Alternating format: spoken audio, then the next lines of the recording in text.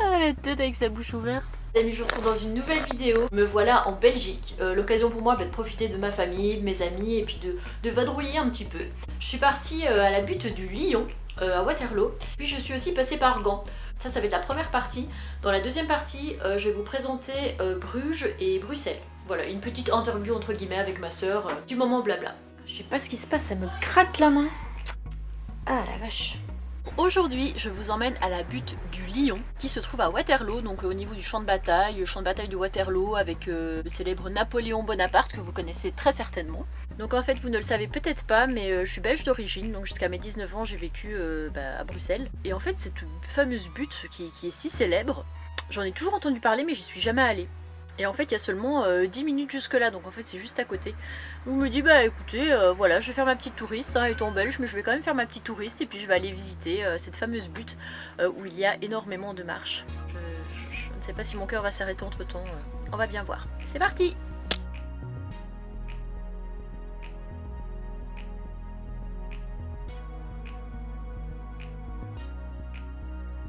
Je ne sais pas du tout par où c'est, alors je vais essayer par là, mais ça m'étonnerait.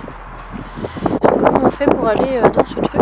Je vous avoue que je sais pas du tout comment ça se passe ici, enfin je sais pas du tout, je sais pas où est l'entrée.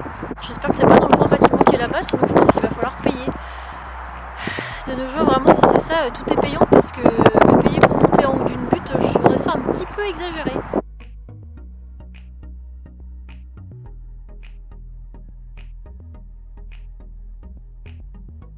Non mais vous allez encore me prendre pour une rebelle, mais purée, c'est pas normal quoi, je me suis renseignée, je voulais juste visiter la butte en fait, monter tout en haut, et non, il faut prendre un pack, alors un pack avec la visite du musée, la visite du mémorial, la visite de machin, le truc, et plus la visite de la butte.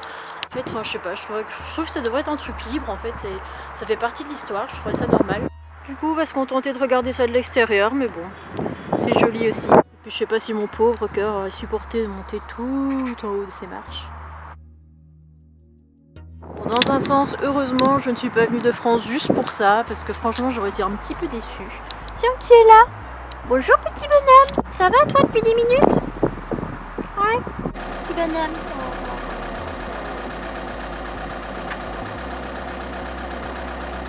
Du coup, voilà, j'ai passé la nuit ici, aux abords d'une petite forêt.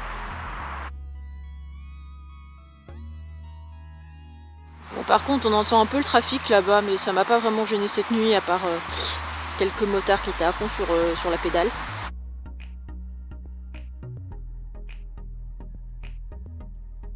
Du coup, j'ai pris la direction pour aller à Bruges.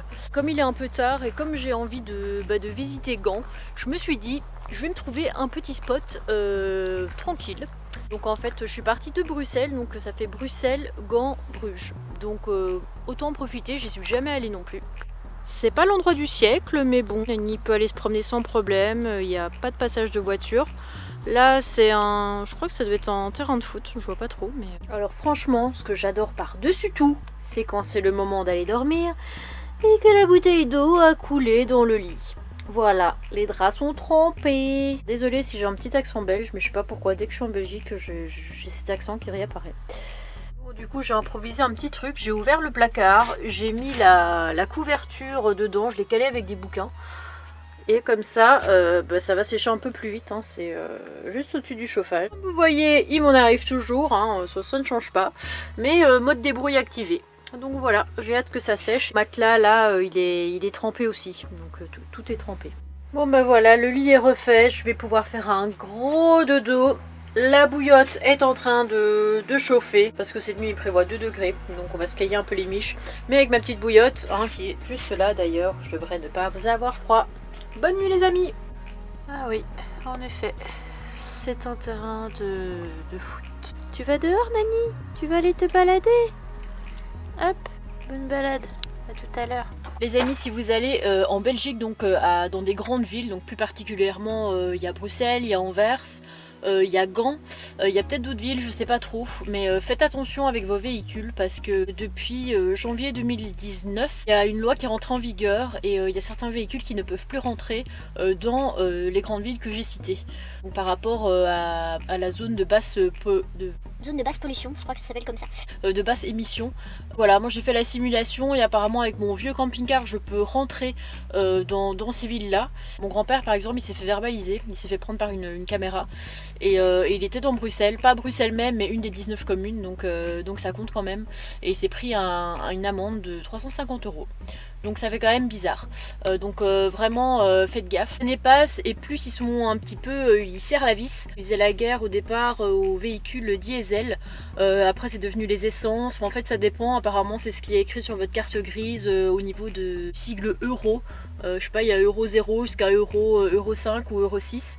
Et ça en fait c'est la pollution que vous émettez, enfin je crois que c'est un truc comme ça. Et ça dépend si vous roulez en voiture, en tracteur, bon ça m'étonnerait que vous rouliez en tracteur, bon on ne sait jamais. Bon apparemment Nani est prêt aussi. Nani, on y va chérie? Bon, je pense à pour un oui, on y va. Comme d'habitude je vais mettre mon petit GPS à sa place, dans le truc à binouze.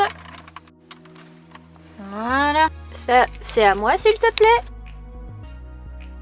L'avantage quand même de la Belgique, c'est que comme c'est pas très grand, il n'y a jamais beaucoup de routes, donc du coup 23 minutes, ça se fait easy.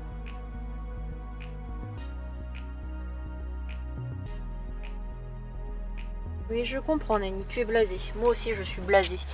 Parce qu'en fin de compte, le parking que je cherche depuis je ne sais combien de temps, bah, c'est interdit au camping-car. Donc me voilà dans la Tessie gantoise. C'est pas le meilleur spot au monde, mais pour visiter, je pense que ça va nous suffire. Bon bah du coup, me voilà garée à 20 minutes de mon camping-car. Voilà, ça va faire une petite balade jusqu'au centre.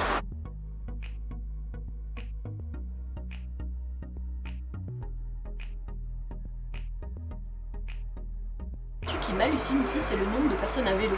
J'ai l'impression qu'ils ont vraiment porté l'écologie. Et il y a plein de routes où il peut y avoir que des vélos qui passent. Je trouve ça vraiment top. Par contre, je crois que j'ai vraiment pas choisi mon jour parce que là, limite, la plupart des routes sont barrées. Apparemment, il y a une grosse incendie. J'ai vu la voiture de pompiers. Des policiers partout. Il y a des hélicoptères.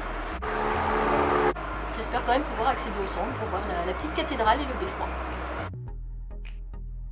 Je sais pas ce que c'est comme édifice, mais c'est vachement joli.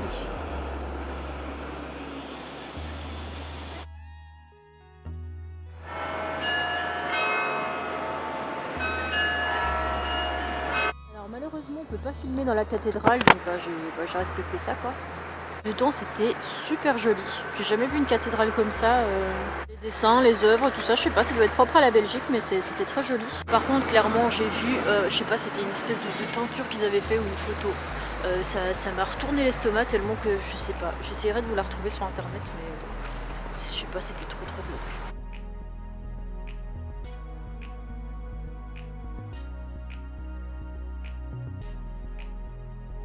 Ce qui me fait rire, c'est de voir tous les gars de Deliveroo là ou Uber Eats, je sais pas, assis sur les bancs.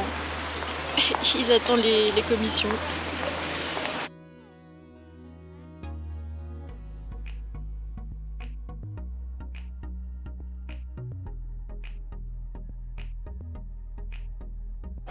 Bon, ça manque quand même un petit peu de soleil. Hein. Bon bah en tout cas Gand c'est une très très belle ville, je pensais pas que c'était comme ça, enfin du moins pas à ce point là. Non, il ne me reste plus qu'à faire 20 minutes de marche pour retrouver mon camping-car. Je pense que ça va être la partie la plus difficile de l'après-midi. Ça me fait marrer parce que franchement, en 14 ans de néerlandais, parce que ici la langue c'est le néerlandais, le seul mot que j'ai retenu c'est papegaille, qui veut dire perroquet. Je serais incapable de faire une phrase en néerlandais, mais par contre, papegaille, ça je connais. Et ça ne me sert strictement à rien.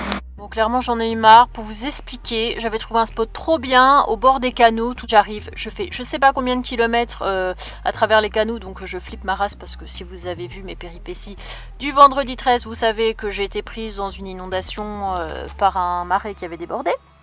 J'arrive, le truc est complètement inondé, plein de terre, donc le truc où on s'embourbe en 2 secondes. Obligée de trouver un autre spot, je vais à un autre truc. Donc ça fait depuis je sais pas combien de temps que je roule. J'arrive en me disant bah tant pis, je vais me rabattre sur un parking qui se trouve dans Bruges. Ouais, interdit au camping-car. Alors ils ont mis le panneau interdit au camping, pas camping-car, camping avec un dessin de camping-car barré. Alors je sais pas si c'est interdit au camping-car ou autre. Moi perso je fais pas de camping, mais j'ai plus envie de bouger, j'ai plus envie de chercher, j'ai envie de manger et de faire dodo. Bon, pour me relaxer après cette journée, ça donne vraiment pas envie vu comme ça. On dirait des crottes de chien. Mais en fait, ce sont des